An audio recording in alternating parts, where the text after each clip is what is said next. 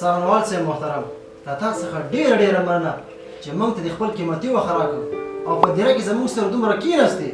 ورځ په دې باندې پوهېږم چې تاسو په څارنوالۍ کې وخت نه لرئ. د مېلاوېدو په خاطر باندې تاسو ته مې وړي کومه ډالۍ راوړې ده، فرید صاحب باندې مجرا کړئ. دې ته څه حاجت یاره، هېڅ اړتیا دې ته نه وه.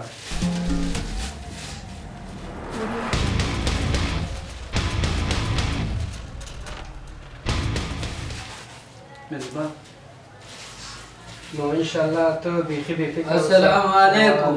وعلیکم السلام ورحمت الله.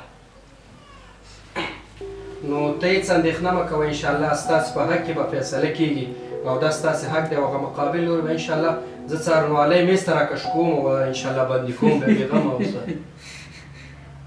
څارنوال صاحب قلم دې ولیدو، قلم دې راوچت کا.